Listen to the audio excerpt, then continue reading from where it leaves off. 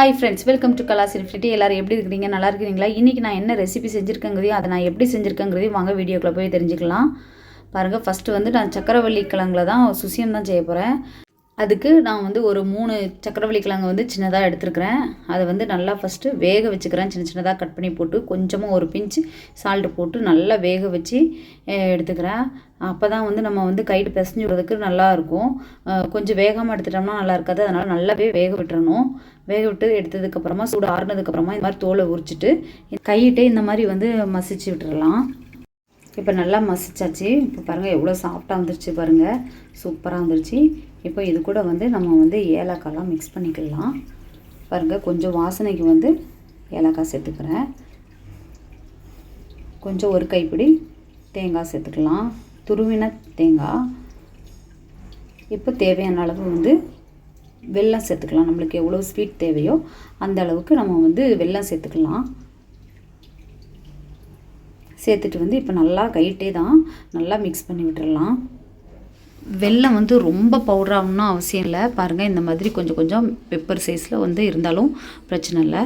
நல்லா மிக்ஸ் பண்ணி விட்டுடலாம். இப்போ பாருங்கள், நல்லா மிக்ஸ் பண்ணி வச்சாச்சு. வச்சதுக்கப்புறமா வந்து நான் ஒரு பவுலில் வந்து நம்ம வந்து மைதா மாவு வந்து கரைச்சி எடுத்துக்கலாம். மைதா மாவு வந்து 1/4 kg போட்டிருக்கேன். ஒரு பிஞ்ச் அளவு சால்ட்டு போட்டிருக்கேன். ஒரு பிஞ்சு வந்து மஞ்சள் போட்டிருக்கிறேன். மஞ்சள் வேணும்னா போட்டுக்கலாம், இல்லைனா இல்லை. இப்போ பாருங்கள், தண்ணி விட்டு இந்த பதத்தில் வந்து நல்லா கரைச்சி எடுத்துக்கணும். ஆயில் வந்து இப்போ நல்லா சூடாகிட்டுருக்குது. சூடாகிட்டு இருக்கும்போது வந்து நம்ம அந்த பூரணம் வந்து ரெடி பண்ணிடலாம். பாருங்கள், ஒரு 6 உருண்டை வந்து இந்த மாதிரி பிடிச்சி வச்சுருக்கிறேன். ஃபஸ்ட்டு பிடிக்கிறதுக்கும் பாருங்கள் எவ்வளோ சாஃப்டாக வந்திருக்குது பாருங்கள். கொஞ்சம் தண்ணியாக இருந்தால் கண்டிப்பாக இந்த மாதிரி வரவே வராது, செய்யவே முடியாது. அதனால் பார்த்து செஞ்சுக்கோங்க. இப்போது நான் வந்து இந்த மைதா மாவில் வந்து உள்ளே போட்டு எடுத்து எண்ணெய்க்குள்ளே போடுறேன். இந்த மாதிரி லைட்டாக தான் போட்டுட்டு இப்படி எடுத்து போட்டுறணும். ரொம்ப மாவு திக்காக இருந்தாலும் நல்லா இருக்காது, தண்ணியாக இருந்தாலும் உங்களுக்கு மாவு வந்து ஒட்டவே ஒட்டாது. அதனால் கரெக்டாக பார்த்து எடுத்துக்கோங்க. எடுத்துகிட்டு இந்த மாதிரி நம்ம ஒன்று ஒன்றா போட்டு எடுத்துக்கலாம். ஆயில் நல்லா சூடானோன்னா போட ஸ்டார்ட் பண்ணலாம். போடும்போது வந்து சிம்மில் போட்டுடுங்க. போட்டுட்டு இப்படி ஒன்று ஒன்றா எடுத்து போட்டுக்கலாம். இப்போ நம்ம வந்து திருப்பி போட்டுடலாம். அது பாருங்கள், திருப்பி போடுறப்போ வந்து நல்லா டைட்டாக அப்படியே ஒட்டிக்கிச்சு. கொஞ்சம் அப்படியே கொஞ்சம் வேக வேக கொஞ்சம் அதுவே உருந்துருச்சு, கொஞ்சம் ஈஸியாக இருந்துச்சு. இப்போ வந்து நம்ம வந்து மாற்றி மாற்றி திருப்பி போட்டுக்கலாம். போட்டு பாருங்கள், அந்த மஞ்சள் போட்டதுனால வந்து நம்மளுக்கு எவ்வளோ கலர்ஃபுல்லாக வந்திருக்குது பாருங்கள், சூப்பராக. இப்போ திருப்பியும் விட்டாச்சு.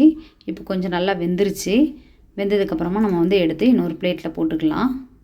பாருங்கள், சூப்பராக கலர்ஃபுல்லான சக்கரவள்ளி கிழங்கு சுசியம் ரெடி ஆகிடுச்சு.